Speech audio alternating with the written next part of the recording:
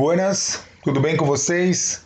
Espero que vocês estejam todos aí em casa, ninguém saindo, passeando, todo mundo em isolamento social, para a gente poder estar o mais rápido possível de volta. Como a gente tem que dar início, dar sequência ao trabalho que a gente vem desenvolvendo, a gente está começando aqui a trabalhar a apostila 2, o tema 1, que vai falar sobre a Mesopotâmia. Tá? Nós já vimos alguma coisinha quando a gente falou sobre crescente fértil, e a gente já sabe que a Mesopotâmia nada mais é do que entre água, né? Ou seja, entre os rios Tigre e o rio Eufrates. E é nesta região que nós vamos ter o desenvolvimento das primeiras civilizações. A civilização suméria, a gente vê que é uma primeira civilização, uma pequena civilização aqui entre o rio Tigre e o rio Eufrates, né, em cor meio rosa, vermelhinho, salmão, dependendo do como você consegue visualizar. A segunda, que já é o Império Babilônico, ela já tem um poder maior, há um crescimento desta região. E por último, aqui em verde, a região do Império Assírio, que vai atravessar aqui, né, a região de Israel e vai chegar até a região do Egito. Então nós vamos falar um pouquinho sobre essas três civilizações e como se deu a organização da Mesopotâmia. Tudo bem? Então vamos lá. Esse slide está mostrando para a gente o que a gente chama de mapa conceitual. Né? O que é mapa conceitual? É trazer dentro para um único elemento, né, as questões fundamentais daquilo que a gente vai estar trabalhando. Então nós vamos trabalhar a ideia da Mesopotâmia, como ela se desenvolve, né, a questão do seu clima e vegetação, os principais povos que habitaram essa região da Mesopotâmia e, por último, ou num primeiro momento, saber como que eles chegaram à Mesopotâmia. Então, vamos lá. Mesopotâmia, a gente já sabe que é uma região que está entre rios. Tá? Entre quais rios? O rio Tigre e o rio Eufrates. A primeira pergunta que você pode me fazer, mas Angel, a Mesopotâmia hoje, o que seria a Mesopotâmia? Bom, a gente pode dizer que a Mesopotâmia hoje é a região do Iraque. Tá? Então, esta região, né, ela é uma das primeiras regiões onde nós temos as civilizações se desenvolvendo em função do quê? Em função da água. A gente sabe, né, que há 2.500, 3.000 anos atrás, a única possibilidade de desenvolvimento dessa sociedade era através da agricultura. Ou seja, aquilo que possibilita o desenvolvimento, né, do indivíduo é se ele tem alimento, se ele tem comida. E aí o que se faz? A agricultura passa a ser um elemento fundamental dentro desse processo. A agricultura, ela vai possibilitar o quê? A sedentarização. Ou seja, as pessoas passam a ter o quê? Uma residência física, fixa. Lembra, num primeiro momento, lá no Paleolítico, do Paleolítico para o início do Neolítico, a vida era nômade. Eles viviam em função da caça, da pesca. No Neolítico, eles passam a desenvolver a agricultura e, consequentemente, a sedentarização.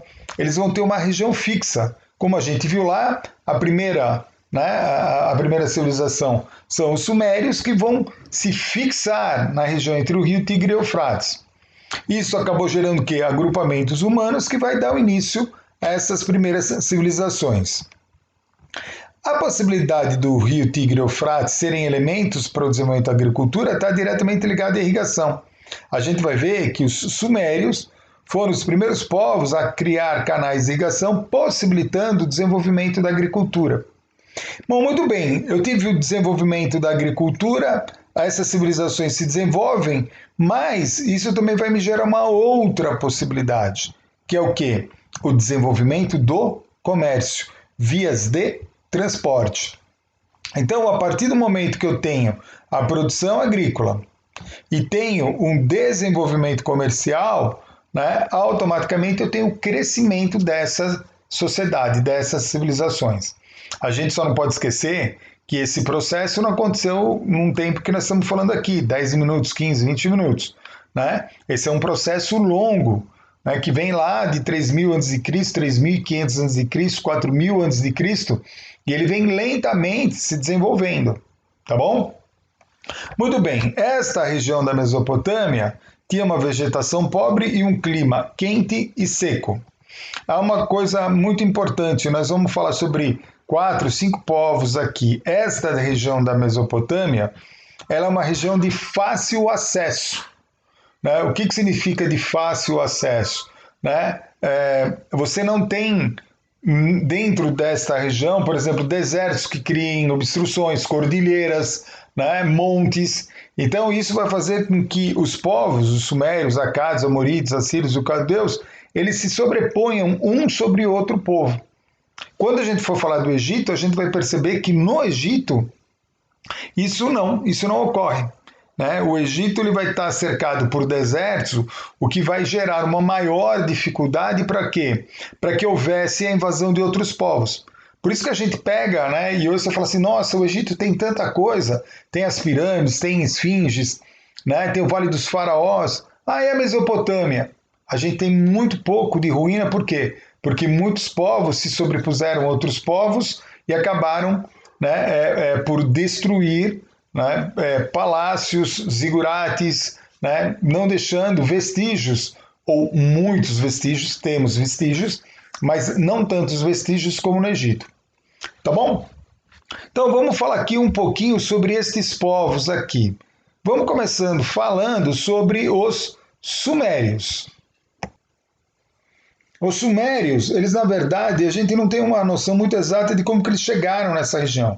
Acredita-se que por volta de mais ou menos 3000 a.C., né, surgem as primeiras aldeias, os primeiros povoamentos. E eles são responsáveis pela formação das primeiras cidades. Né? É considerado, por exemplo, a cidade de Uruk, ela é considerada a cidade mais antiga da história da humanidade.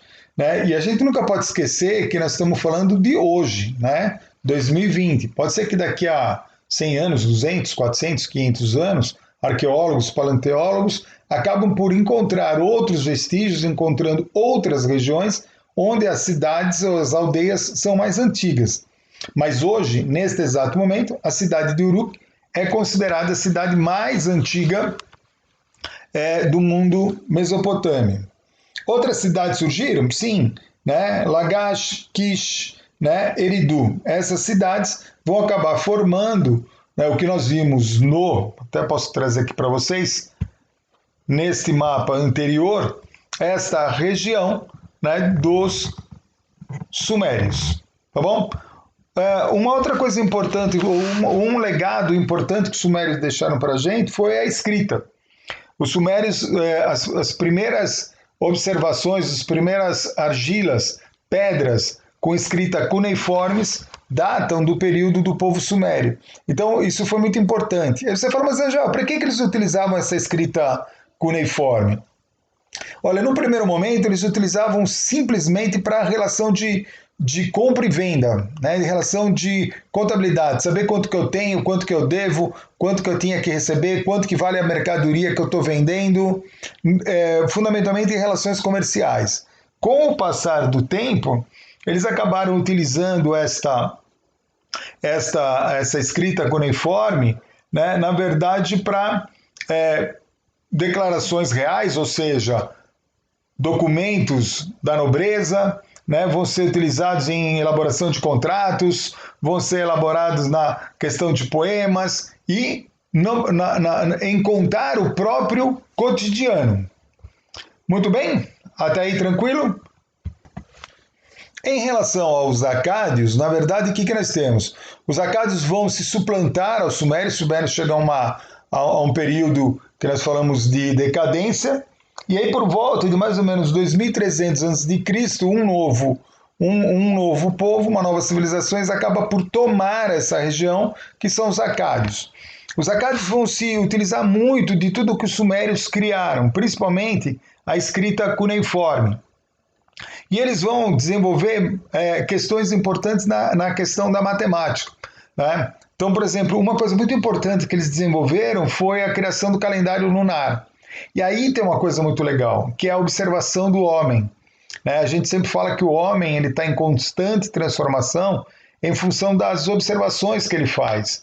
Naquele momento, a observação sobre a Lua e perceber que ela mudava o seu formato, que hoje nós chamamos de, né, lua cheia, lua minguante, né, lua crescente e lua nova, né, Essa observação faz com que o povo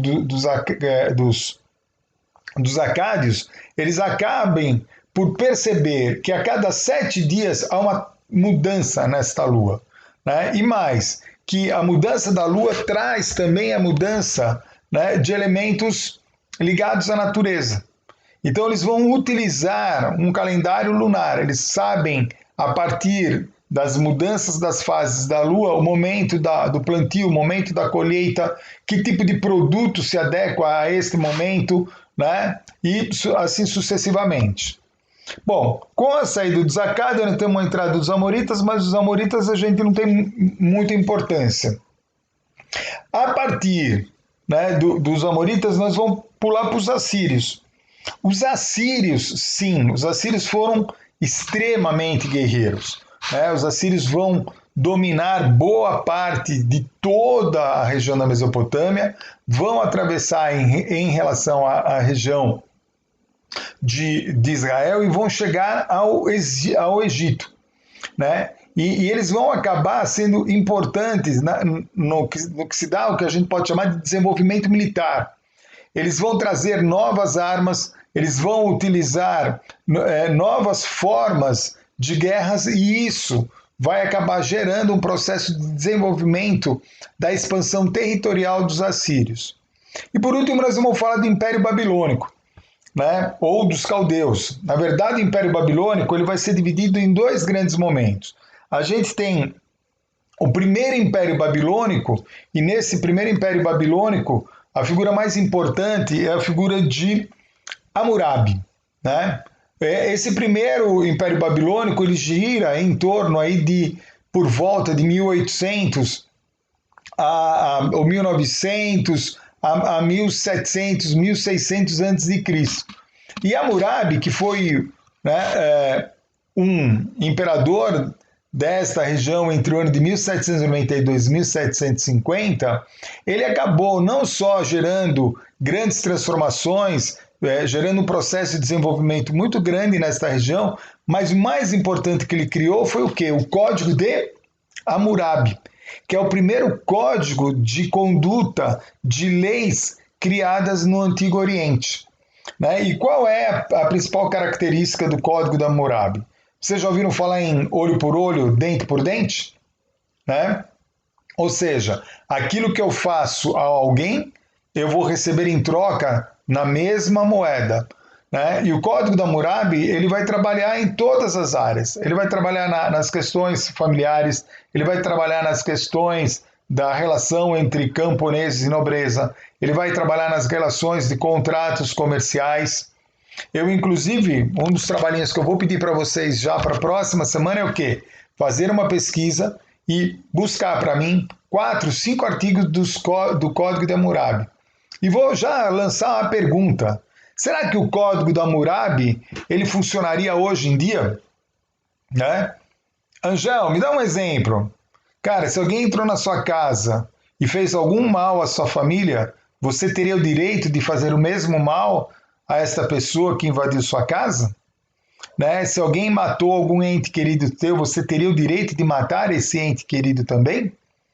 Então eu vou pedir, isso vai estar escrito para vocês lá nas tarefas, em buscar 3, 4, né, 4 artigos do Código de Hammurabi e fazer uma pequena reflexão. O Código de Hammurabi seria, né, colocado hoje em dia, funcionaria hoje em dia? Tá bom? Bom, a última coisa que nós vamos falar aqui, sim, e aí tem a segunda fase, né, do Império Babilônico, que é aí a pessoa importante é Nabucodonosor. Ele vai, na verdade, gerar um grande desenvolvimento, né, vai criar uma importância muito grande para a questão religiosa, vai criar palácios, criar templos que eram chamados de zigurates, né? E é o que nós temos lá os jardins suspensos da Babilônia, tá bom? A última coisa que a gente vai falar aqui nesse momento é a questão da economia. Como a gente já viu, a economia está baseada fundamentalmente na agricultura, né? Na questão da cevada, do trigo, do linho, gergelim. E em relação ao trigo, o trigo é muito importante, né?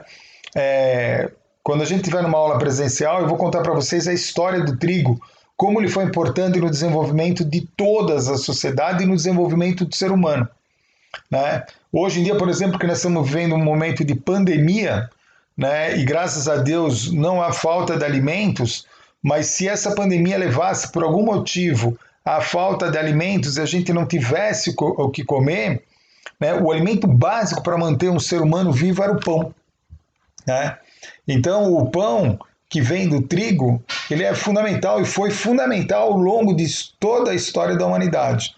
Quando a gente estiver em aula presencial, me cobrem que eu vou contar para vocês a história do trigo e o quanto que ele foi importante para a sociedade. O comércio, fundamental, né, por toda a região oriental, que vai acabar desenvolvendo e gerando, né, o crescimento dessas sociedades. Tudo bem? Deu para entender? O que eu vou pedir para vocês agora? Obrigatoriamente, vocês devem voltar à apostila, ler o tema 1, que na próxima aula, todas as dúvidas que vocês tiverem, eu estarei à disposição para vocês. Valeu? Um beijo, um abraço, um cheiro e um amasso.